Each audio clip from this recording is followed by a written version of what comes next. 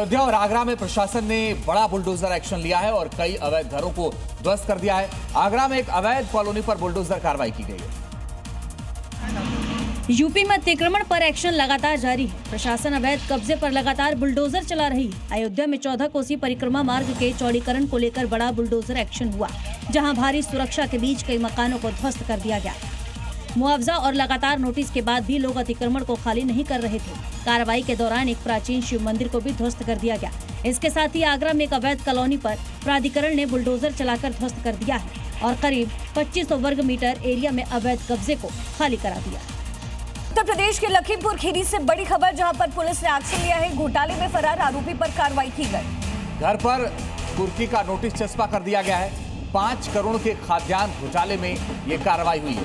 CID की team ने ये कार्रवाई की है और फिलहाल घोटाले में फरार आरोपी पर कार्रवाई चल रही है। घर पर चस्पा किया गया है कुर्की का नोटिस। विरोध प्रदर्शन और तमाम तरीके के अड़चनों के बीच में उत्तर प्रदेश के वाराणसी में एक बार फिर से दाल मंडी में बुलडोजर कार्रवाई हुई। इस बार निशाने पर थे 12 भवन, जिन्हें जमींदोज करने के लिए 5 बुलडोजर के साथ ही पोकलेन में भी पहुंचा। पीड़ित परिवार अपनी आंखों के सामने अपने आशियाने को मिट्टी में मिलता देख रहे थे।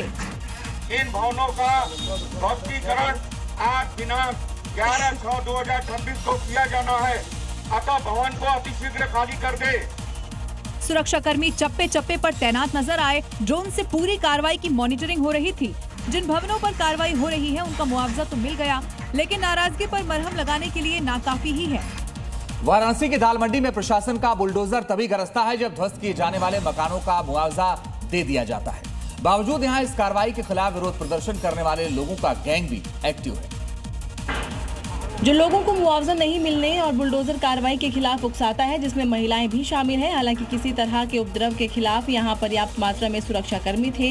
ड्रोन से और छत से निगरानी की जा रही थी, लेकिन कुछ बुर्काधारी महिलाएं ध्वस्तीकरण कार्रवाई के बीच एक मकान में जा घुसी और वहां से निकलने से इनकार कर दिया। लेकिन कुछ लोग अपनी विरासत के नाम पर तो कुछ लोग माहौल खराब करने के लिए लगातार विरोध प्रदर्शन में जुटे हुए हैं। लेकिन इन तमाम अड़चनों के बीच योगी का ये बुलडोजर अपने कर्म पथ पर डटा हुआ है।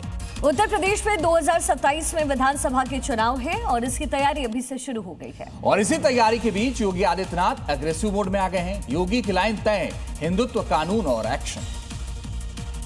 और इन्हीं 3 मुद्दों को लेकर सीएम योगी लकीर को बड़ा करते आगे बढ़ रहे हैं, क्योंकि हिंदुत्व से लेकर लॉ एंड मॉडल की दूसरे राज्यों के लिए नजीर है और दूसरे राज्य योगी के त्रिशूल फॉर्मूले के हाथों हाथ लेते हैं। हिंदुत्व के पिच पर पॉलिटिकल बैटिंग करते हुए योगी कई राज्यों में जीत दिला चुके हैं। वहीं योगी का लॉ एंड ऑर्डर वाला मॉडल का सबसे लेटेस्ट एग्जाम्पल पश्चिम बंगाल में दिखाई दे रहा है।